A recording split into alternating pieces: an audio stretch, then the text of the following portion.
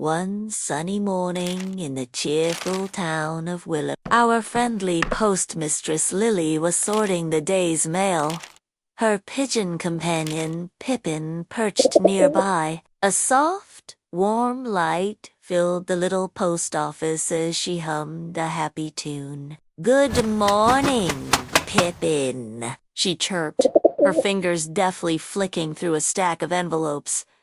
"Let's see. One for Mrs. Maple at the bakery, one for Mr. Brown at the corner shop, and— wait a second." Lily paused, her movements stilling. She held up a single, plain envelope, turning it over in her hands. She murmured, her brow furrowing in confusion. She brought the letter closer, examining its smooth, unmarked surface. No name.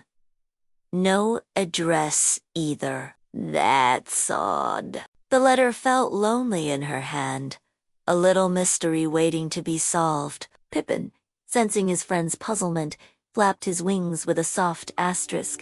Whoosh. Asterisk. His head cocked to the side. Lily looked over at him, a thoughtful expression on her face. "What do you think, Pippin?" she asked, tilting her head to match his. "Should we try to find out who it belongs to?" The pigeon responded with a series of enthusiastic coos, puffing out his chest as if to say, "Of course." Lily's thoughtful expression broke into a bright smile. "All right then," she declared, her eyes sparkling with determination. "A mystery delivery, let's go."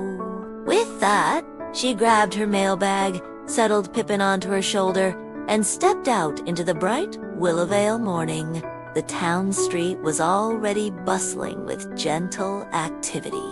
Flowers spilled from window boxers, and the smell of fresh bread wafted from Mrs. Maple's bakery. Lily walked with a light step, greeting everyone she passed with a wave and a smile. Her first stop was the bakery. "Morning, Mrs. Maple," Lily called out, her voice as warm as the sunshine. "Have you lost a letter by any chance?" Mrs. Maple, a kindly woman with flour dusting her apron, appeared at her bakery door, wiping her hands. She chuckled, her eyes crinkling at the corners. "Oh, no, dear. All my letters go to my sister in Clover Hill, and I just sent one off yesterday." She paused, tapping a finger to her chin. "Maybe try Mr. Brown at this shop. He's always getting packages and things." Lily's smile didn't waver. "Thanks, Mrs. Maple. I'll ask him next," she replied cheerfully, giving a little wave before continuing down the colorful, cobbled street. Pippin cooed from his perch, enjoying the ride. Next, they arrived at the corner shop, a cozy little place with wooden crates of fresh vegetables and shiny jars of jam displayed by the door. Mr. Brown was outside, carefully arranging a pyramid of bright red apples. "Hi, Mr. Brown," Lily said, approaching the shopkeeper. She held out the mysterious envelope. "Did you drop this letter?" "It doesn't have a name." Mr. Brown, a thoughtful man with spectacles perched on his nose, took the letter and squinted at it, turning it over in his calloused hands.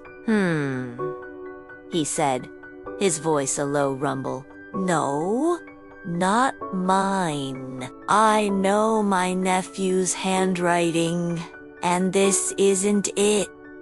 He handed the letter back to Lily, his gaze drifting up towards the green hill that overlooked the town. "But I saw someone new move into the old cottage up the hill just the other day. An older gentleman. Maybe it's for them?" Lily's face brightened up instantly. "That's a great idea. I didn't know anyone had moved in there." It was the perfect lead. "Thanks, Mr. Brown.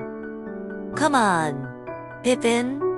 Let's check it out." Pippin, seeming to understand the new plan, launched himself from Lily's shoulder with an excited flutter and soared ahead, a little gray messenger leading the way up the grassy path. Lily laughed, her voice carrying on the gentle breeze. "Hey, wait for me," she called, quickening her pace to follow her feathered friend. The path to the hilltop cottage was peaceful, lined with wildflowers and whispering trees. At the top, nestled among the greenery, was a charming cottage with a small garden and a simple wooden bench outside. An elderly man was sitting on the bench, his hands resting on a cane as he looked out at the beautiful view of Willowvale below.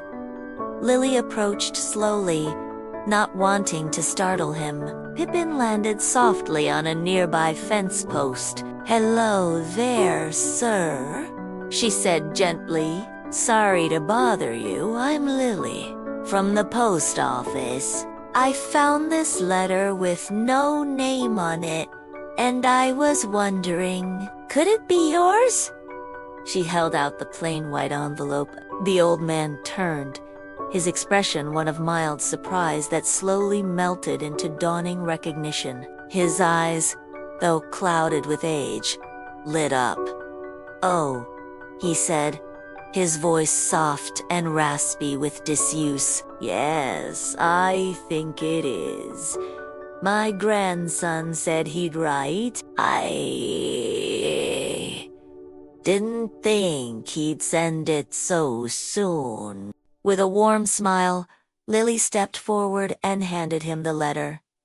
"Here you go. I'm so glad it found its way home."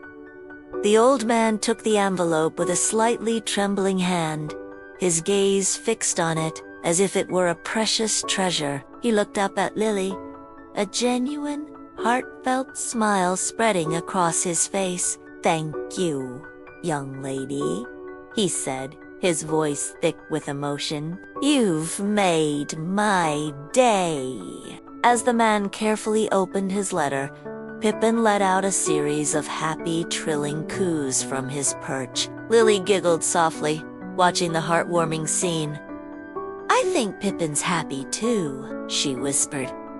Later that day, as a golden sunset glow cast long shadows through the post office windows, Lily hung her now empty mailbag on its hook. She stretched her arms above her head with a contented sigh. "Another busy day done," she said to the quiet room. "Every letter has a story, huh, Pippin?" From his perch above the counter, Pippin cooed in gentle agreement, ruffling his feathers as he settled in for the evening. Lily smiled softly to herself, the memory of the old man's happy face fresh in her mind. "And this one," she added, "had the happiest ending. In the kind and caring town of Willowvale, it seemed that even the most lost of letters could always find its way home."